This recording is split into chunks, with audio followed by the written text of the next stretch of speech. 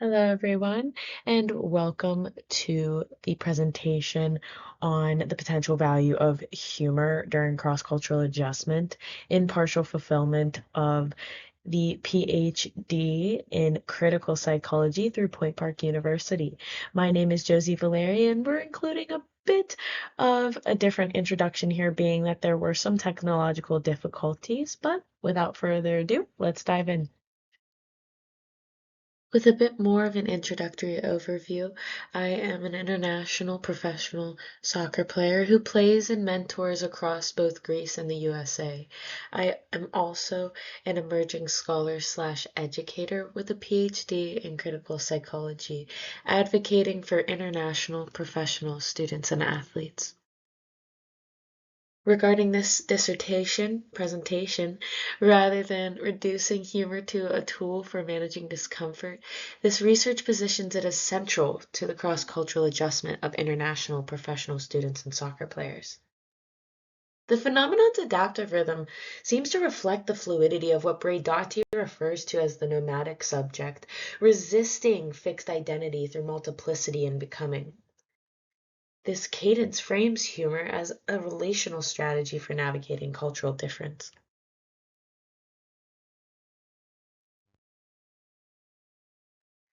In a rather accurate depiction of the overarching research inquiry, what is humor during cross-cultural adjustment? On one hand, the APA operationally defines humor as the capacity to perceive or express the amusing aspects of a situation. There's little agreement about the essence of humor and the reasons one laughs or smiles at jokes or anecdotes. On the other hand, and for a general definition, Black traditionally deems cross-cultural adjustment as the degree of psychological comfort and familiarity a person has for the new environment.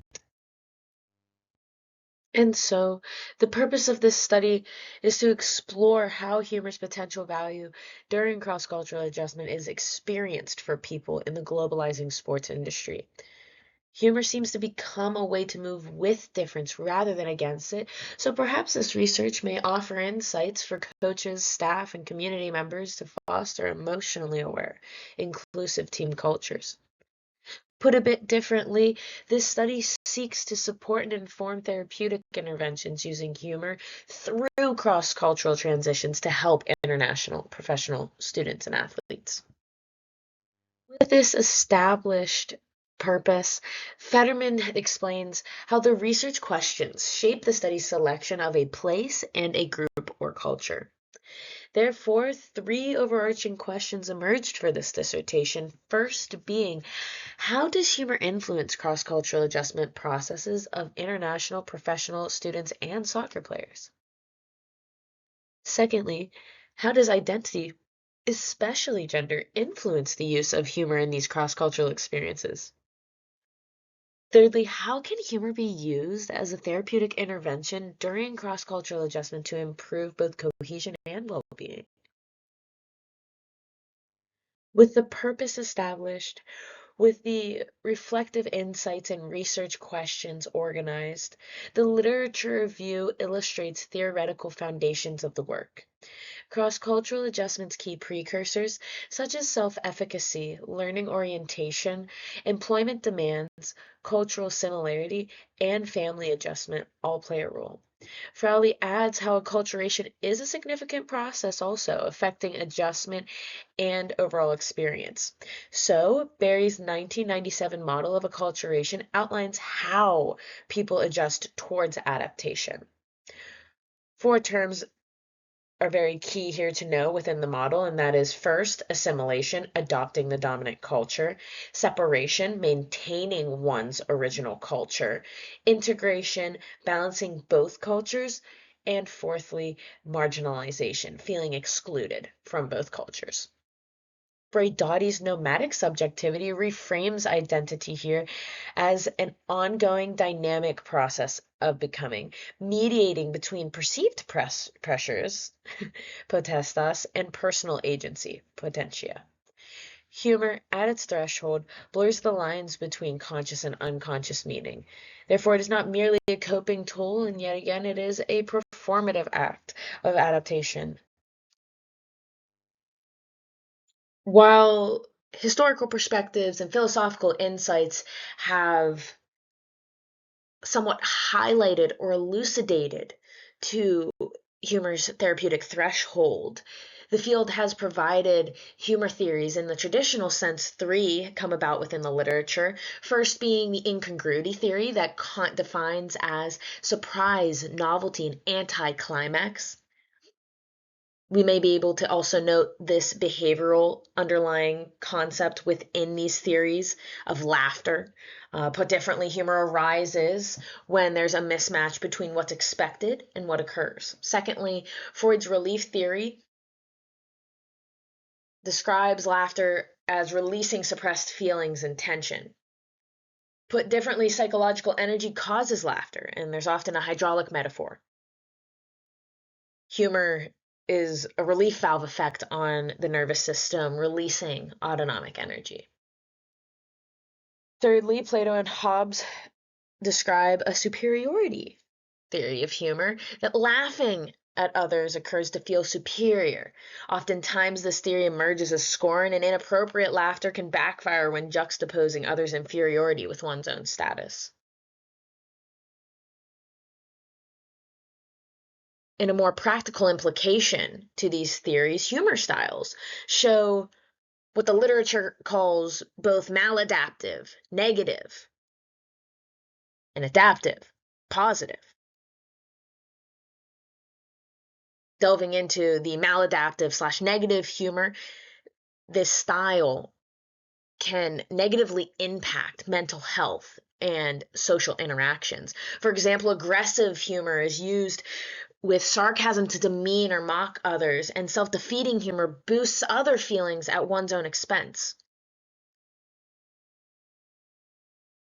In a turn of tone and attunement, adaptive/positive humor improves psychological well-being, fosters positive relationships, and even strengthens both emotional sensing while enhancing social skills. For example, affiliative humor, the witty banter that fosters shared laughter, and self-enhancing humor, a maintaining of humor's perspective on life, can be seen and experienced here.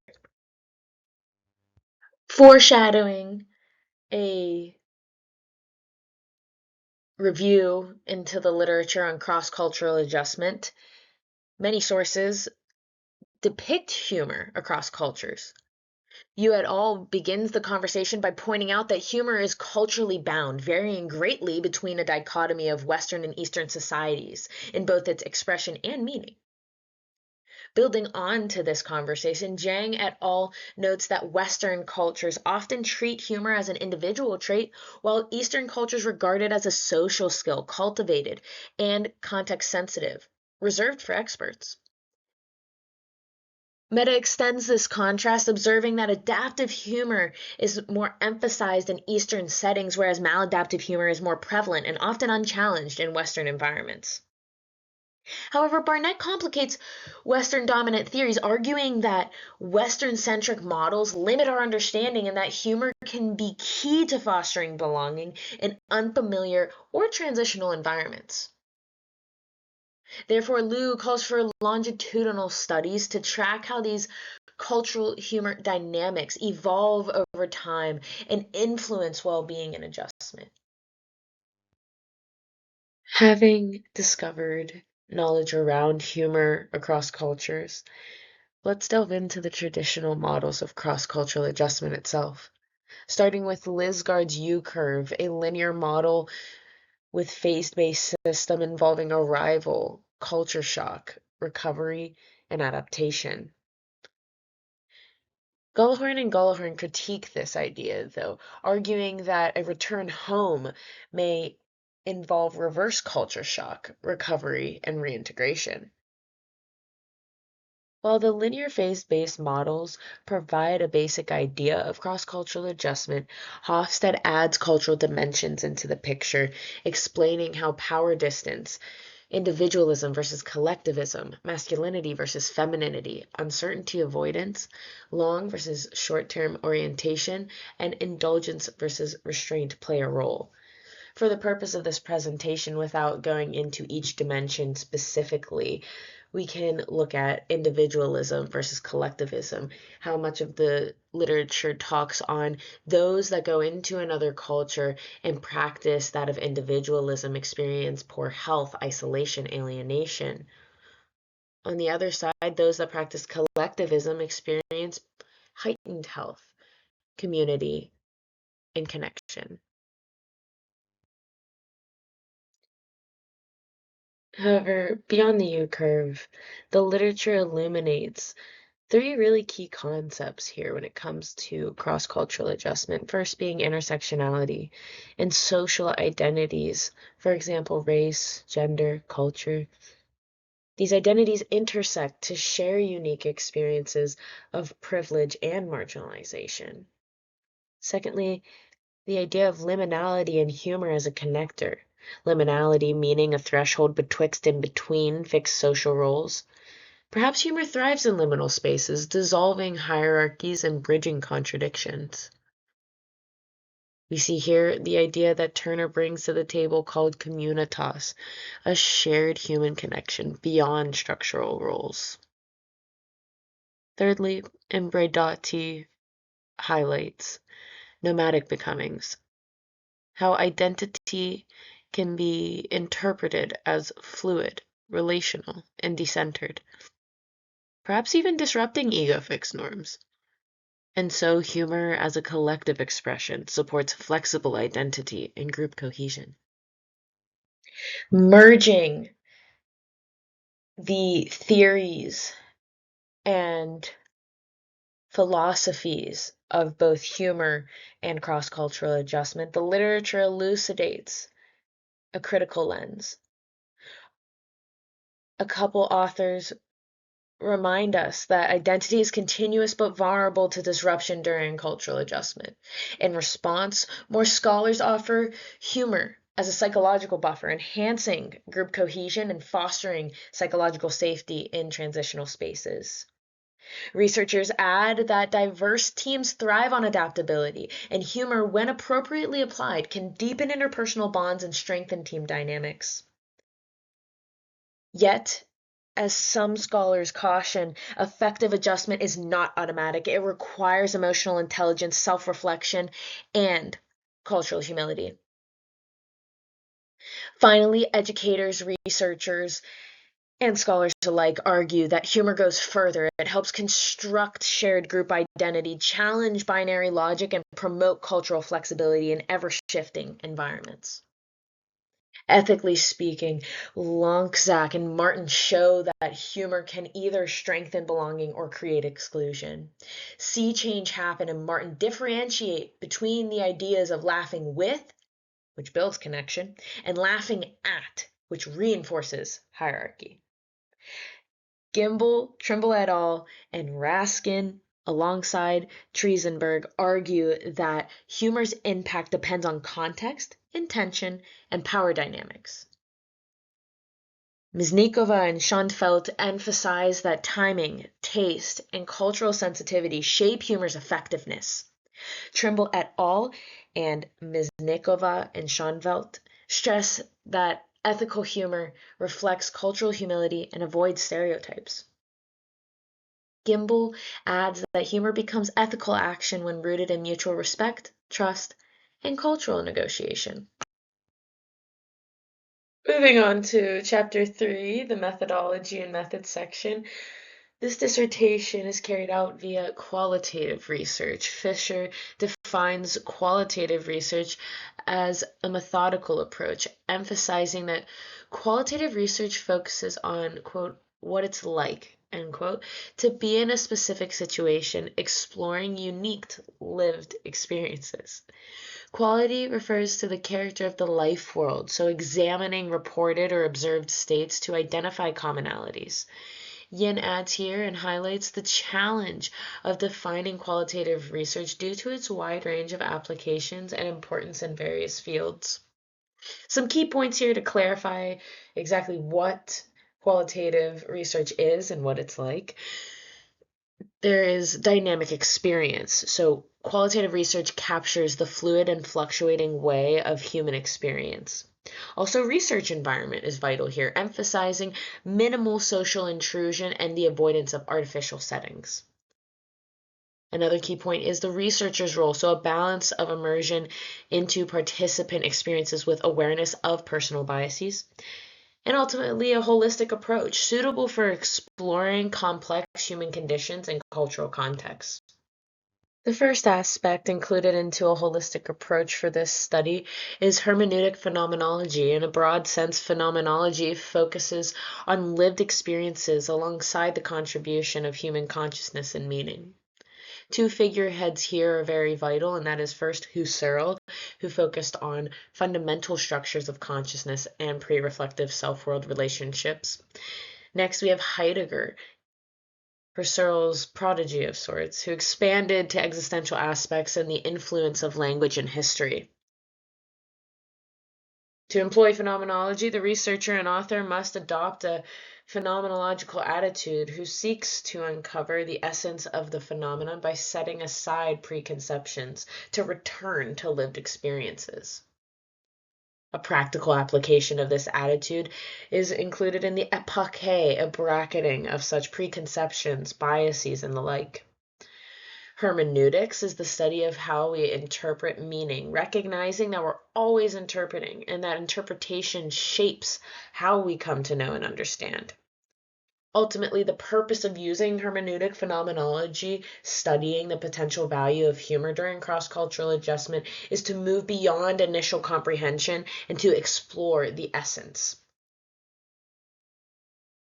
This involves the eidetic reduction, a method to identify essential aspects of a phenomenon by varying facets and distinguishing between incidental and essential elements.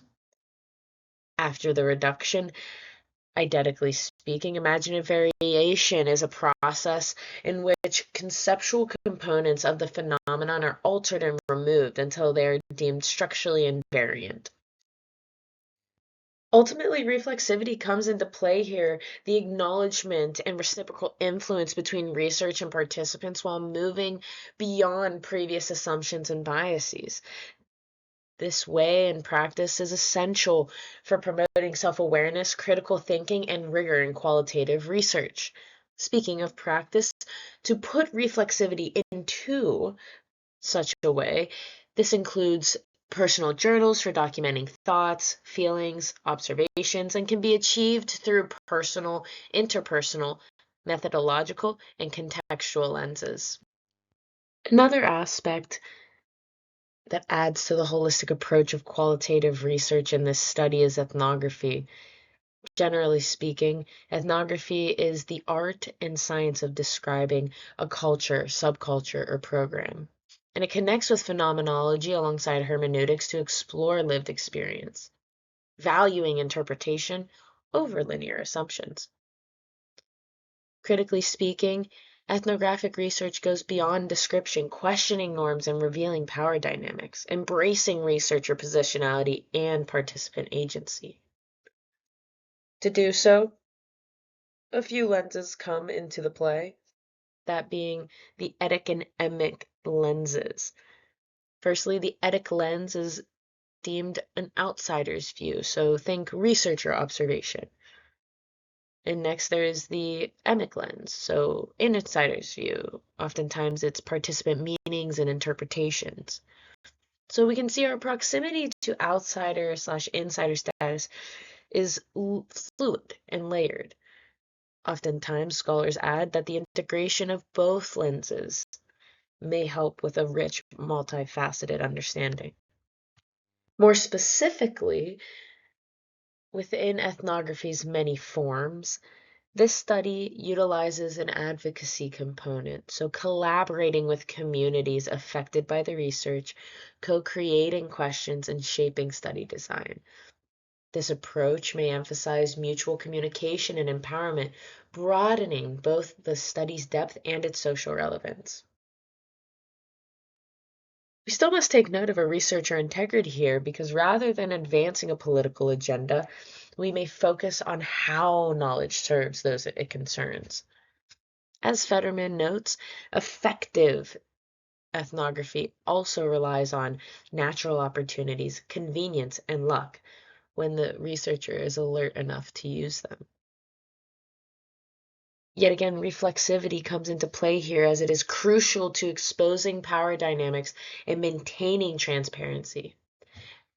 This may help researchers stay accountable and grounded in their own evolving self-awareness. When it comes to such advocacies, there are some research requirements. So, with regards to participant recruitment, key actors provide insights and historical context. Informed and ongoing consent and willingness to participate are required. So, in the Appendix A, a recruitment message has included study description, eligibility, and contact info. Another requirement is informed consent. So, verbal or signed consent must be obtained, also found in the appendices, where risks, benefits, and voluntary participation are clarified. As a reminder, it is ongoing, so the participant may withdraw and it is permitted at any stage. As a bit of an addition here too is that the informed consent helps to welcome diverse intersectional identities. One of the last requirements for research is data collection. So semi-structured interviews, focus groups, and participant observation were carried out. The observations were of trainings, matches, and off-field settings. Daily cryptic notes and weekly reflections can also be found, and the informing of larger interpretive narratives prove vital here. Expanding and expounding on the data collection, an analysis style and ethics emerges. So the author and researcher triangulates via analysis. So combining data from the interviews, focus groups, and observations to eliminate any competing theories to support a hypothesis. This may have boosted depth, richness, and validity. Ethically speaking, a community-based approach is carried out, and so an ethnographic protocol describes values, customs, behaviors, and the like.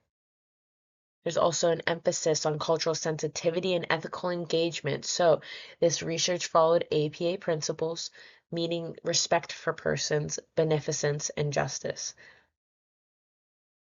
While the study is IRB approved, the researcher is CITI certified and refreshed. This approach is also carried out and occurred with the values of the Belmont Report, so openness, modesty, curiosity, and caution in interpreting data. Seidman adds here a precautionary note, and that is data management practices, so organizing transcripts and tracking key decision points to maintain detailed and consistent records.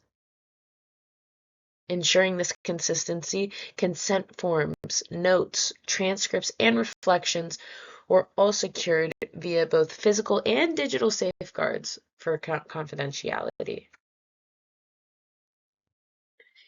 Considering the introduction, literature review, and methodology chapters of this dissertation, Chapter 4 shares the results.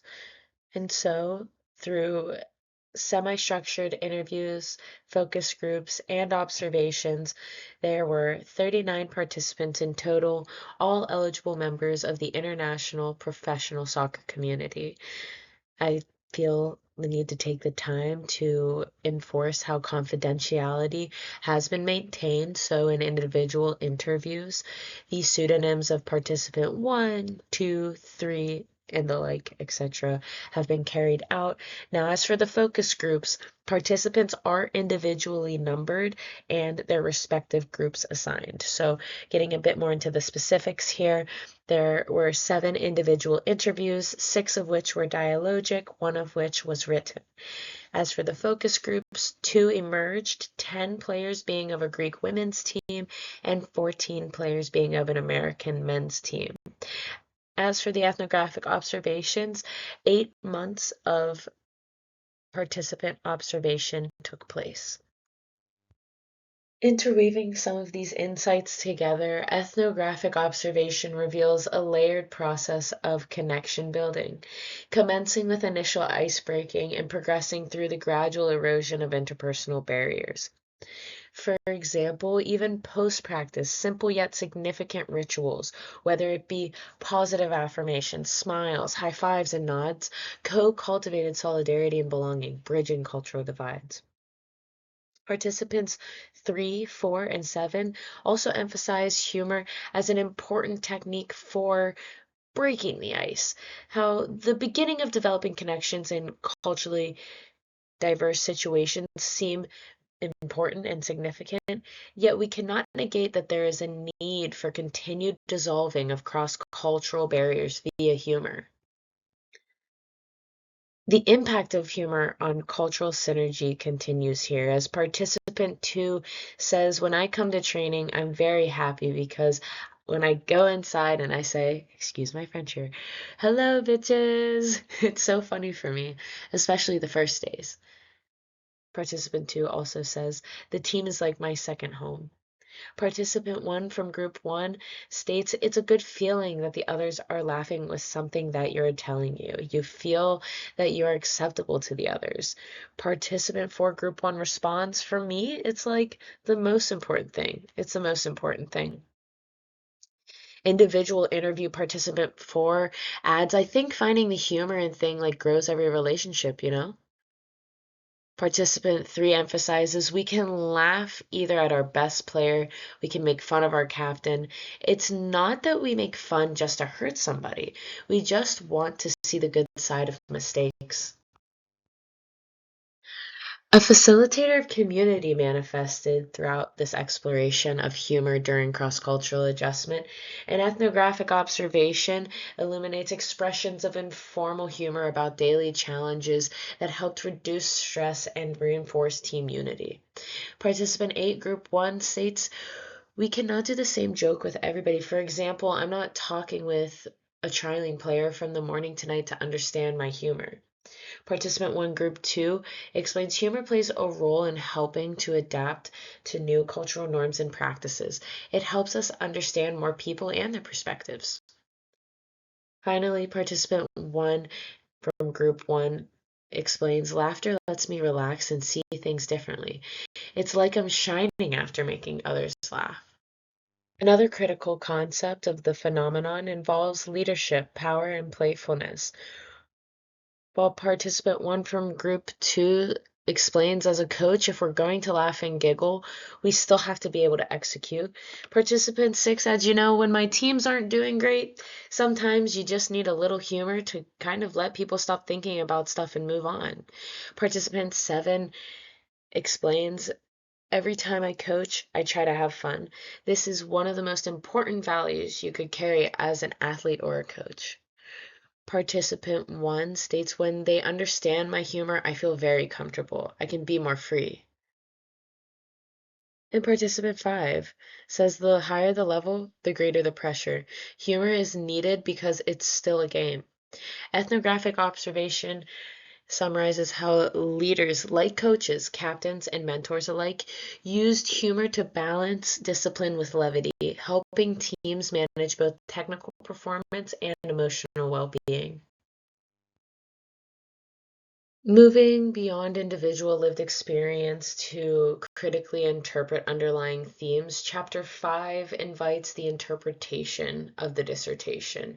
So there's a shift from manifest content to the emphasis of latent content, structural invariants that feature the phenomenon. Put differently, humor's potential value during cross-cultural adjustment may be a nomadic dynamic phenomenon, exploring broader cultural, psychological, and social dimensions. Ultimately, three structural invariants, also called themes, emerged out of the research. First, negotiating values through humor. Second, continuous cultural clarification. And third, the critical role of playfulness. So let's make some sense of these structural invariants with the help of these navigational markers, these points that you see per slide. When it comes to negotiating values through humor, humor may help people negotiate conflicting cultural values and expectations. It may provide a space for critical reflection, reinterpretation, and ethical engagement. Now, there also may be challenges of power structures by questioning cultural superiority or inferiority. This facilitation of personal authenticity within a new cultural framework is where the negotiation values through humor. Potentially a co-construction of identity, negotiating values through humor offers a soft, relational space where individuals express and explore their values in ways that invite connection rather than confrontation. So shared moments of laughter become a subtle affirmation of self and other, helping individuals feel seen and accepted within evolving group dynamics. Now, in navigating cultural thresholds, humor may become a way to test, stretch, and co-create the boundaries of inclusion with curiosity and care. Humor here allows people to live in the in-between, honoring both who we are and who we are becoming, while negotiating the values of a new environment with emotional grace. Seems to be a negotiation of values through humor as dignity and agency in cross-cultural adjustment. So promoting human dignity by challenging dehumanizing norms through lightheartedness. Humor here may negotiate personal integrity and agency in cross-cultural adjustment, providing emotional resilience by reinterpreting challenges as spaces for growth. This may affirm self-expression, reinforcing a sense of value and belonging in a new cultural setting. Well, negotiating values through humor may involve dynamic assertion, so humor enables quiet resistance, inviting reflection rather than retaliation, especially in hierarchical or rigid team settings. Laughter seems to become a space where power can be questioned and reshaped, all while maintaining cross-cultural cohesion and collective respect. Rather than direct confrontation, humor may allow people to assert their perspectives and challenge dominant cultural views gently and relationally. Coming into the second structural invariant of the interpretation, continuous cultural clarification may impact humor by inviting us into a fluid, ongoing process of reinterpreting cultural norms, offering a space where new understandings can emerge and connections are enhanced. In moments of uncertainty, humor may lighten the emotional load, helping to ease the tension that often accompanies cultural transition and fostering a sense of belonging. Therefore, humor nurtures self-reflection, encouraging us to explore and reconsider our values as we step into different cultural spaces. Humor appears as a buffer to cognitive dissonance and cross-cultural adjustment during this continuous cultural clarification. In other words, there's a softening of cognitive dissonance, reducing anxiety and helping individuals navigate cultural differences. Humor seems to aid in resolving dissonance, leading to grow and connect across cultural boundaries. Encouraging introspection, there may be the enabling of people to adapt to new norms with curiosity and openness. Humor may also allow the community to challenge cultural norms gently, promoting authenticity without confrontation. This phenomenon may potentially promote a flexible approach to cultural shifts, viewing them as ongoing processes rather than fixed. Continuous cultural clarification may also involve narrative identity and cultural adaptation. So people build identities by combining their life experiences into an internalized, evolving story of the self, which gives the human subject a sense of unity and purpose in life. Humor plays a critical role here in navigating cultural change and tensions by facilitating the reinterpretation of personal and collective narratives, helping people adopt new cultural signifiers while preserving their core identity. This potential of humor during cross-cultural adjustment fosters a nuanced perspective of the self, recognizing identity as both shaped by and shaping the cross-cultural context via continued cultural clarification. Through self-reflection and empowerment, leaders using humor may demonstrate adaptability and authenticity, ultimately inspiring people during cross-cultural adjustment. This promotes growth and strengthens communal relationships alongside nurturing identity growth by inviting sensitivity amidst challenging assumptions. In the digital age, humor during cross-cultural adjustment appears to mediate the tension between authenticity and curation on platforms such as social media. Perhaps this contributes to ongoing self-reflection and empowerment, helping in flexible yet anchored identities. And so, leaders guide through the digital landscape using humor, bridging the gap between authenticity and societal demands, balancing cultural adaptation with personal identity integrity. Okay, that all caps reads a bit loud. Let's fix that real quick. Okay.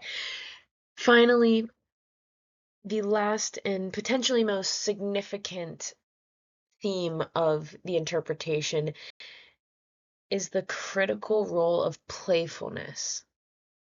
To quote the researcher and author, play is not the opposite of professionalism, it is its creative partner. Playfulness, therefore, is not superficial. It seems to be a structural foundation in cultural navigation. Humor may emerge as a rebellious act against imposed norms, overcoming cultural barriers and fostering a safe space of vulnerability where identity exploration in unfamiliar contexts are welcomed.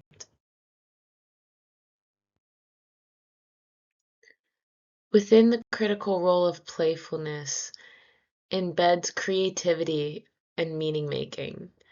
In other words, humor may invite a gentle return to self amid the disorientation of cultural shift. Even through laughter, people find creative warmth, easing emotional heaviness without erasing it. It seems to open space for shared meaning making, also embedded in care and interpersonal style. So playfulness nourishes connection over conformity, potentially guiding us towards belonging that honors difference. Further, the authentic expression and healing power of play come about where playfulness honors the art of becoming, offering space for sincere embodied expression. Humor can soften the weight of cultural pressures, inviting gentle resilience instead of a rigid adaptation or conformity. In moments even of uncertainty, play fosters emotional safety, where stories themselves can unfold within a tuned mood. Wrapping up this dissertation in and of itself is the discussion chapter.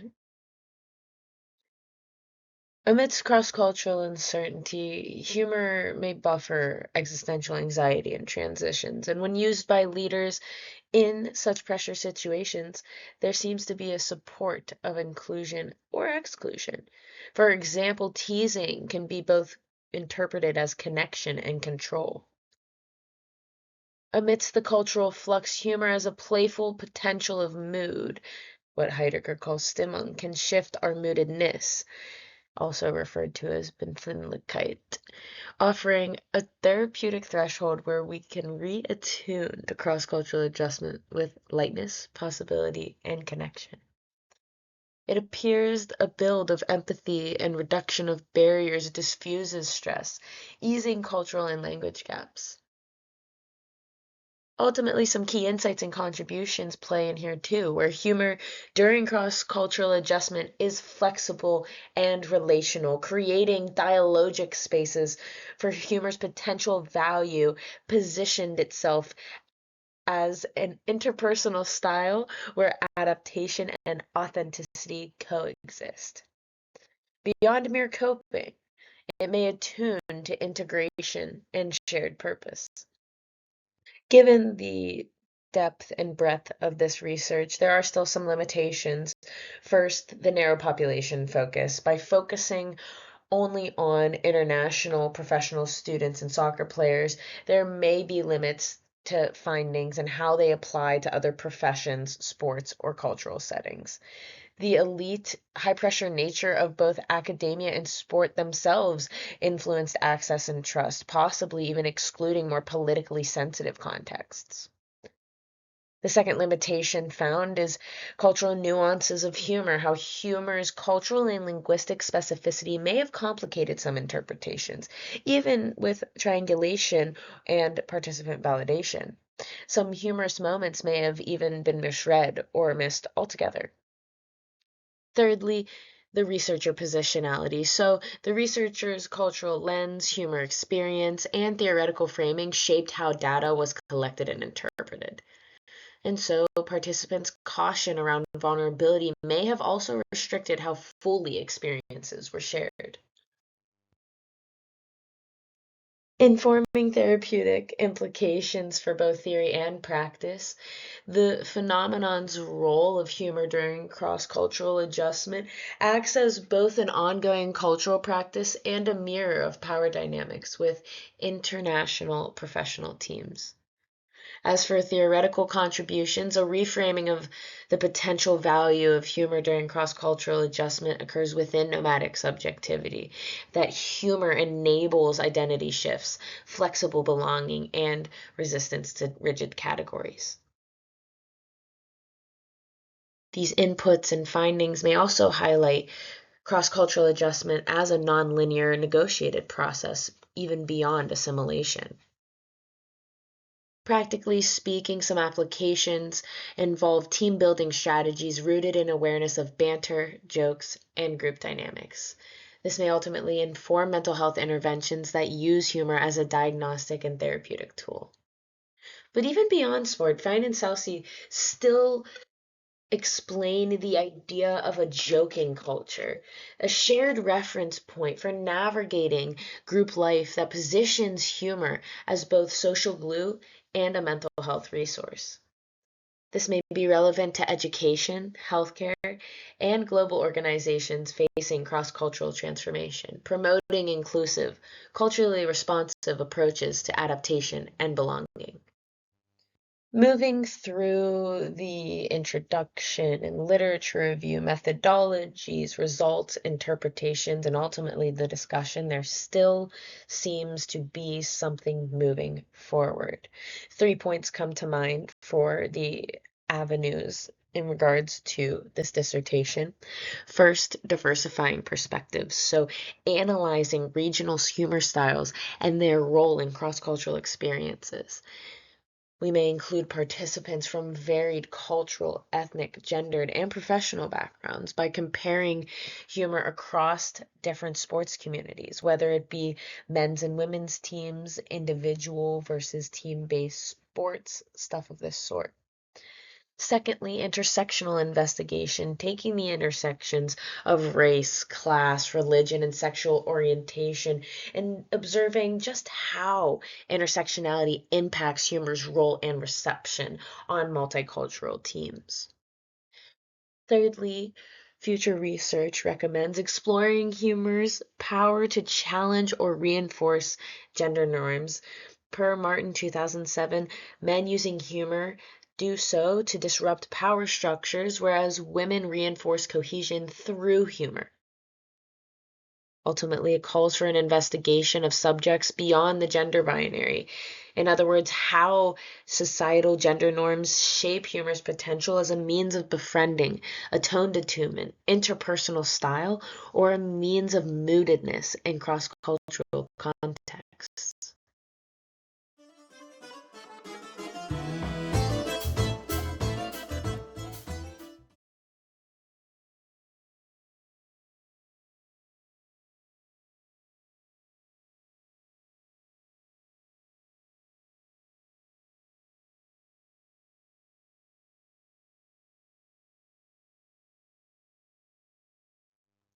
Thank you so much for tuning into this dissertation presentation.